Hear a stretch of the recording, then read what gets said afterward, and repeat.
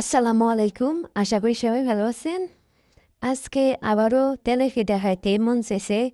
বৃষ্টির মধ্যে ভাজা পোড়া খাইতে ভালো লাগে।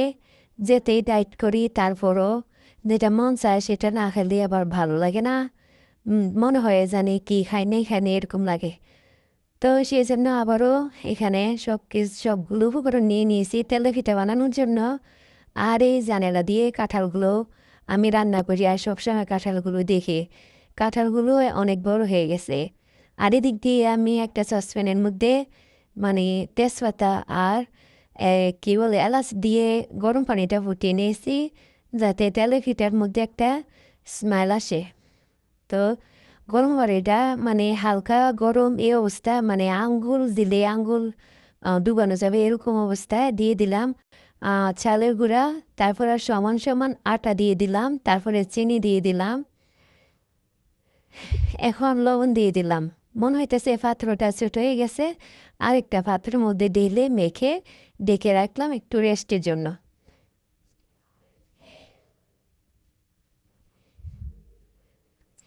এদিক দিয়ে বরাবরের মতনে মানে একটু মেথির পানি খেয়ে নিলাম। আর এদিকে কালো জিরা, গোলমরিচ, কাঁচা হলুদ, তারপরে খেজুর, চিনাবাদাম এগুলো নিয়ে নিলাম। আর আমার মেয়ে দেখাইতেছে। তারপরে এগুলা খাওয়ার পরে মানে এগুলা যেহেতু মিশিংয়ে ভাঙানো চালের গুঁড়ো সেজন্য হাতে ভালো করে কষলে নিলাম। আর ফ্রাইপ্যানের মধ্যে তেল বসিয়ে দিলাম। তেল গরম হয়ে আসছে, এখন সরাসরি ভেজে নিব।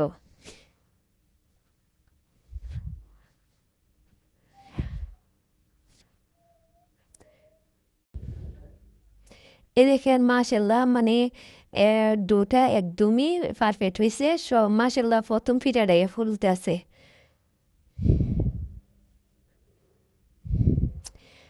এখন আরেকটা পিঠা দিয়ে নিব।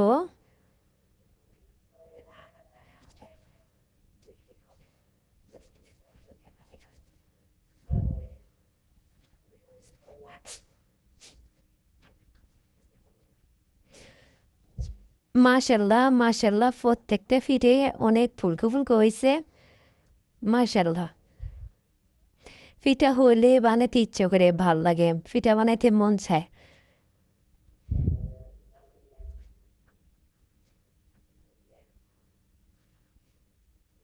আর এদিক দিয়ে আমি মানে 2 প্লেট পিঠা বেজে নিয়েছি। এখন নাস্তা করবো সেই জন্য একটা কফি দিয়ে নিচ্ছি, গরম পানি দিয়ে কফিটা তৈরি করে নিচ্ছি।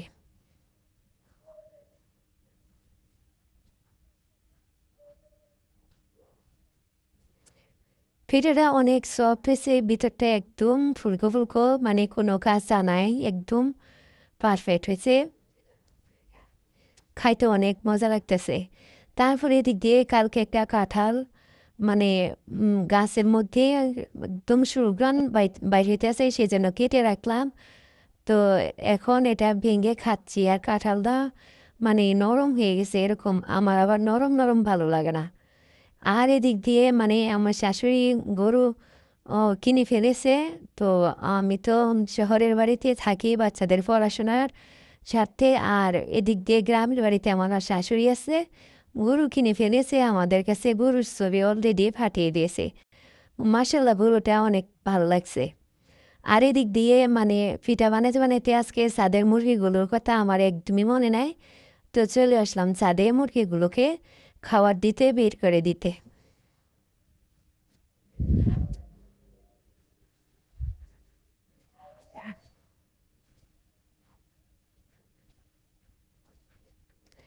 আর এদিক দিয়ে কালকে কারকুলগুলো ফেরেছি, আজকে ছাদে এসে দেখি মানে গাছটা মনে হয় কেমন জানি নিস্তব্ধ হয়ে গেছে এরকম মনে হয়। আসলে একটা মার বাচ্চা ছাড়া যেমন মারা খালি গেলি, আর গাছেরও মানে ফল ফসল ছাড়া খালি খালি মনে হয়। আসলে আমার এরকম পরাণ ফুরে মনে হয়। আর এদিকে একটা শসা গাছ হচ্ছে, শসা গাছটা মাসাল্লাহ বড় হইতেছে। আর এখানেও একটা মরিচ গাছ আছে, এই মরিচ গাছেও অনেকগুলো মরিচ আসছে। আর আমরাগুলো বড় হচ্ছে। আসলে ফল খাওয়ার চেয়ে নিজে হাতে ধরে স্পর্শ নেওয়া আমার কাছে অনেক ভালো লাগে।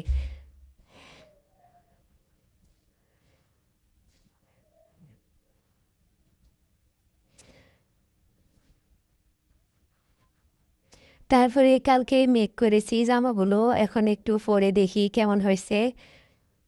দেখেন, আপনাদের সাথে একটু শেয়ার করে দিলাম, দুটো জামে পরে একটু আপনাদের সাথে শেয়ার করে দিলাম। কেমন হয়েছে বলবেন কমেন্টে, আমার কাছে তো ভালোই লাগছে।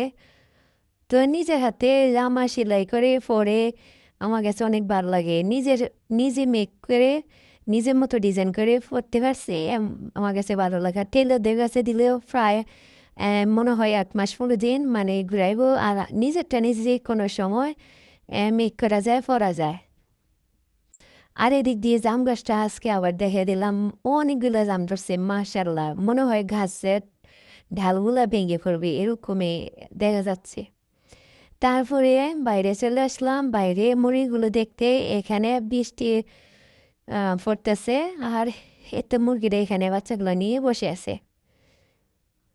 তারপরে এদিক দিয়ে দেখেন মানে কাঁঠাল গাছে কাঁঠালগুলো বড় হয়ে আসছে।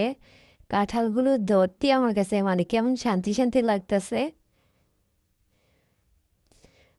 মানে আসলে খাওয়ার চেয়ে দেখার সৌন্দর্য আমার কাছে অনেক ভালো লাগে, তৃপ্তি লাগে। আর এদিক দিয়ে মুরগিগুলোকে বাসায় উঠিয়ে দিলাম। তারপরে মানে আম খাইতে ইচ্ছে করতেছে, তো এখন আমগুলো কেটে নেব। আমগুলা কেটে নিয়েছি, এখন খাবো। আর একটা আম এরকমভাবে আমি ছিলে নিয়েছি। আসলে ছোটোবেলায় এভাবে খাইতাম, আমার না ছোটোবেলার কথা বেশি মনে পড়ে। এভাবে খাইতাম, তে একটা মন চাইছে এভাবে খাইতে, সেজন্য এভাবে চুলে খাচ্ছি। আমটা অনেক মিষ্টি ছিল।